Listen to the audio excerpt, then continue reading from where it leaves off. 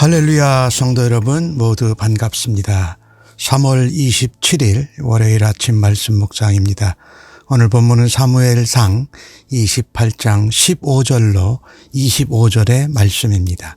함께 성경을 읽으십시다. 사무엘이 사울에게 이르되 내가 어찌하여 나를 불러 올려서 나를 성가시게 하느냐 하니 사울이 대답하되 나는 심히 다급하니이다.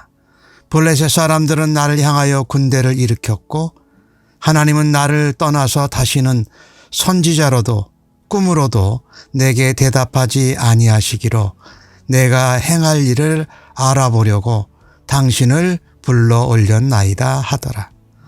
사무엘이 이르되 여호와께서 너를 떠나 내 대적이 되셨거늘 내가 어찌하여 내게 묻느냐. 여호와께서 나를 통하여 말씀하시던 대로 내게 행하사 나라를 내 손에서 떼어 내 이웃 다윗에게 주셨느니라. 내가 여호와의 목소리를 순종하지 아니하고 그의 진노를 아말렉에게 쏟지 아니하였으므로 여호와께서 오늘 이 일을 내게 행하셨고 여호와께서 이스라엘 너와 함께 블레셋 사람들의 손에 넘기시리니 내일 너와 내 아들들이 나와 함께 있으리라. 여호와께서 또 이스라엘 군대를 블레셋 사람들의 손에 넘기시리라 하는지라.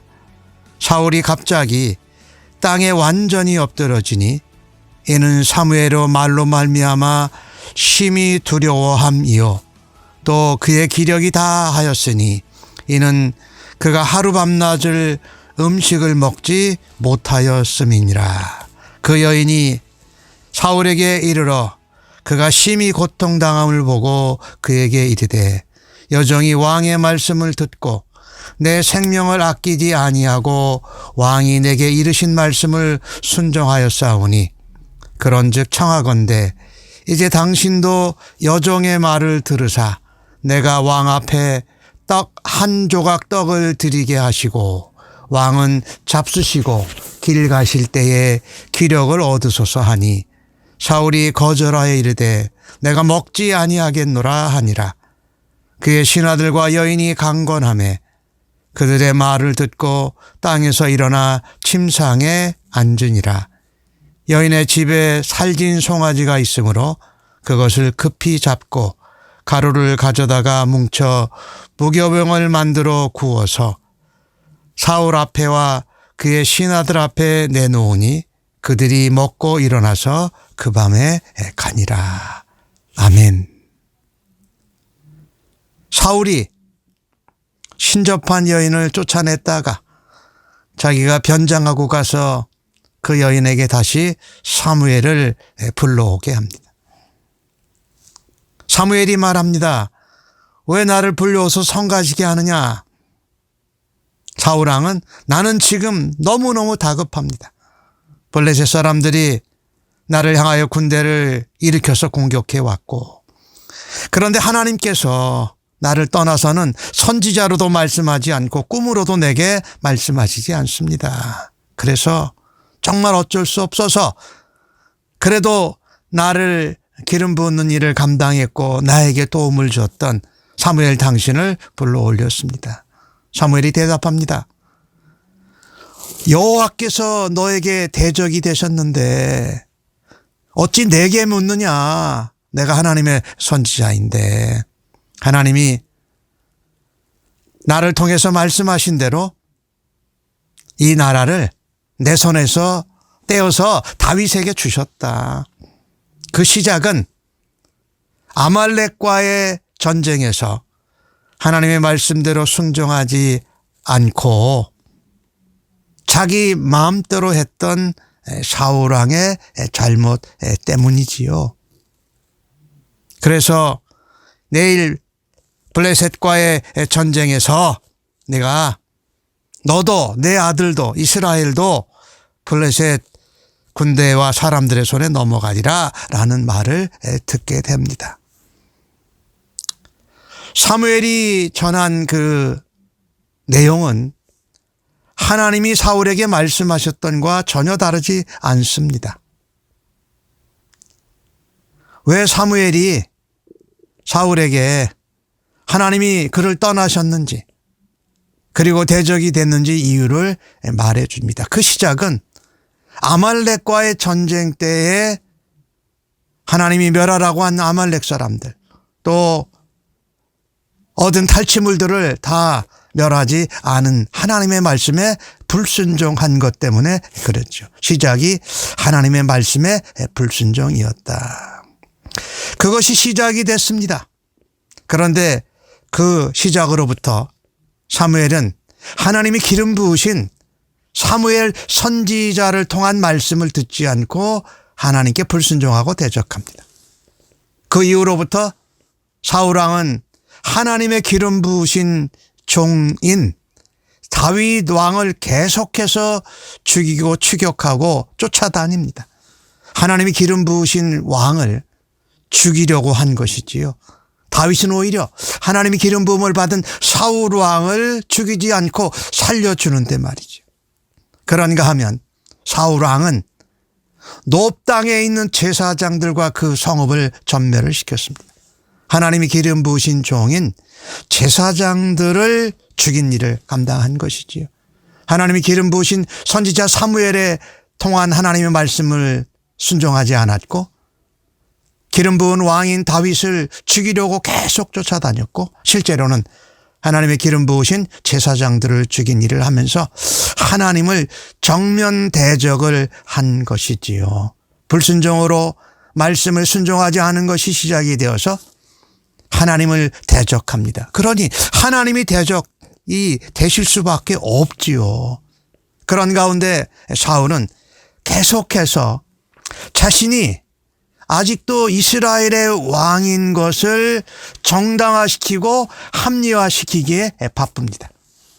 그런 것 중에 하나 생각한 것이 이제 블레셋과의 전쟁에서 전공을 세워서 아직도 내가 이스라엘의 왕이다라고 하는 왕권을 보존하고 백성들에게 드러내는 일뿐이었어요.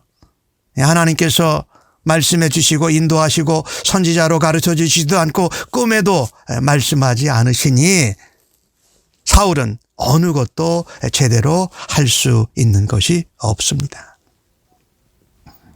하나님의 심판만이 남아있는데 그 사무엘을 통해서 오늘 하신 그 말씀이 하나님의 최후의 판결과 전혀 다르지 않다.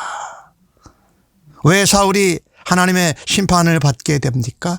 하나님의 말씀에 순종하지 않은 것이 시작이었다라는 것입니다.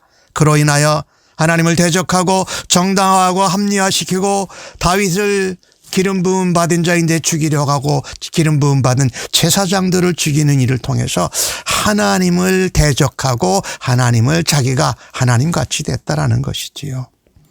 사실 하나님이 기회를 주실 때에 아직 기회가 있을 때에 하나님 앞에 순종해야 하는 것입니다. 우리는 하나님이 가까이 계실 때에 하나님을 찾고 하나님을 불러야 합니다. 사울은 하나님이 그에게 곁에 계시고 함께 계실 때에 그분을 전심으로 찾지 않습니다. 그분을 따르지 않습니다. 말씀에 순종하지 않습니다. 하나님은 이미 사울을 떠나셨습니다. 그리고 다윗에게 그 나라를 넘겨주셨습니다.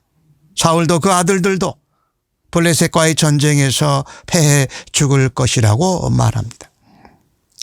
사울이 버림을 받은 심판을 받는 결정적인 이유는 하나님께 불순종했기 때문입니다.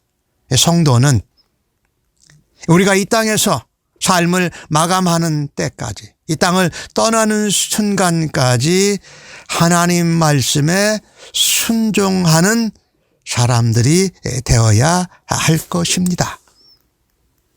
사울은 마지막 선택을 한 것 했지만은 마지막 선택도 신접한 여인을 다시 찾아가는 것이었습니다. 어떻게든지 하나님이 나에게 말씀하시는 것을 사무엘을 통해서도 듣고 싶었던 것이지요. 그러나 하나님을 의지하지 않고 사람을 의지하는 사람의 최후가 어떤지를 오늘 본문 성경이 우리에게 보여주고 있습니다. 정말 처음에는 겸손한 자로 하나님께 쓰임을 받고 이스라엘의 초대 왕으로 세움을 받았던 사울이 정말로 해괴망측한 모습으로 마감을 하는 장면을 우리가 곧 보게 된다라는 거예요. 사울은 하나님께서 말씀해 주기를 기다렸습니다. 그런데 들은 말씀은 전쟁에 패하고 자신과 아들들이 죽고 이스라엘이 블레셋에 패하게 될 거라는 아주 좋지 않은 그런 소식을 듣게 됩니다. 사울은 더 이상 이제 선택할 것이 없습니다. 희망도 없습니다. 참 올바른 과정을 거치지 않고 하나님의 말씀에 순종하지 않는 사람의 마지막을 우리들에게 보여주고 있습니다. 사울의 모습을 통해서 우리에게 하나님이 말씀하시는 것이 있다면, 우리가 하나님 말씀에 순종하지 않고 과정이 잘못됐다면 아무리 좋은 결과가 있더라도 우리가 좋은 결과를 만들어내기 위해서 합리화하고 정당화시켜도 그것이 제대로 될 수 없다라는 것입니다. 사울은 자기의 왕권을 유지하고 보존하기 위해서 별의별 수단 방법을 다 써서 다윗을 잡아 죽이려고 했습니다.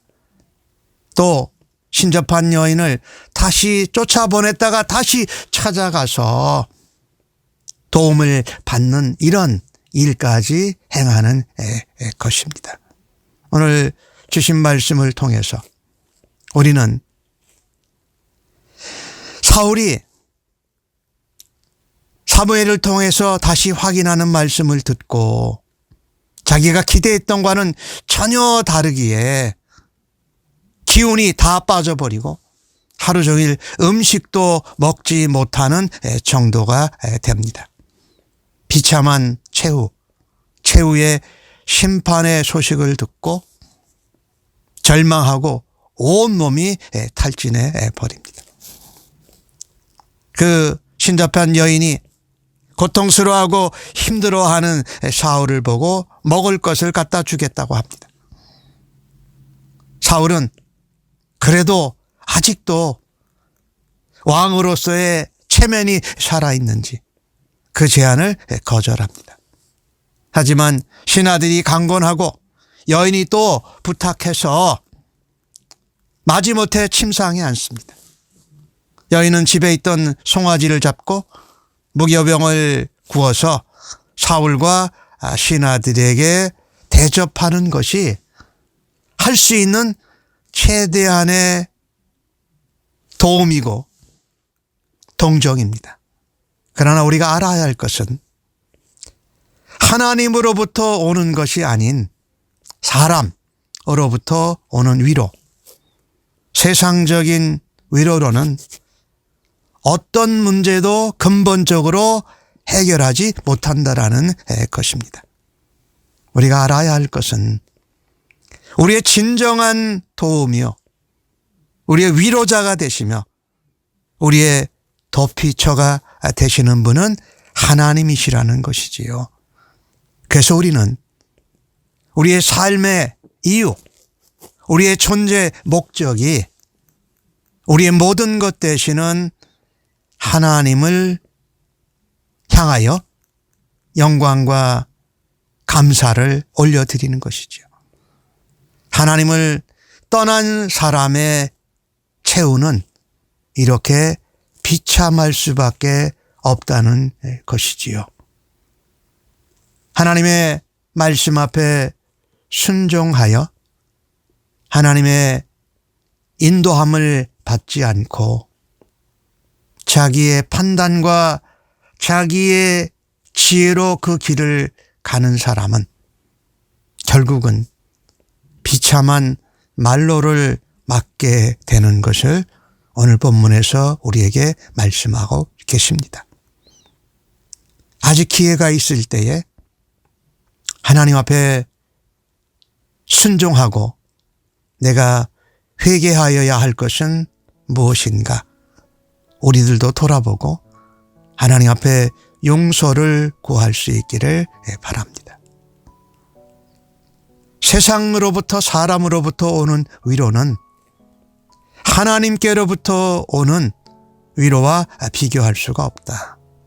근본적인 문제를 해결할 수 없고 오로지 동정,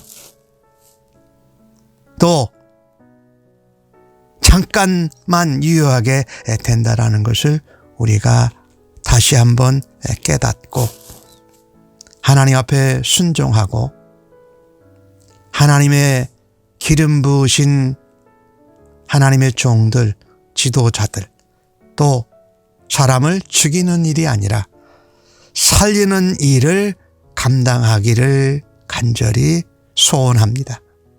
그리고 하나님이 우리와 함께 하실 때에 우리도 하나님께 함께하고 하나님의 사람으로 하나님의 손에 붙들리고 하나님의 말씀에 매여 있고 하나님의 은혜와 사랑에 붙잡혀서 성령님과 함께 동행하고 예수님을 닮아가는 하나님의 사람으로 굳게 일어서시기를 예수님의 이름으로 간절히 축복합니다. 아멘. 하나님, 사울의 모습을 통해서 하나님을 떠나고 하나님을 대적한 사람의 말로가 얼마나 비참한 것을 보았습니다. 저희들 그런 모습으로 살지 않기를 원합니다.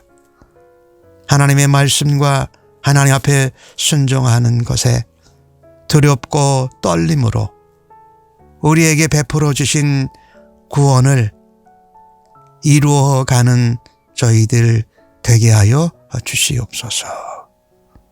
주님이 우리의 삶의 모든 것 되심을 기억하며 말씀이 육신이 되신 예수님의 얼굴을, 십자가를 늘 기억하고 하나님 면전 앞에서 겸손하게 살아드리는 저희들 되게 하여 주시옵소서.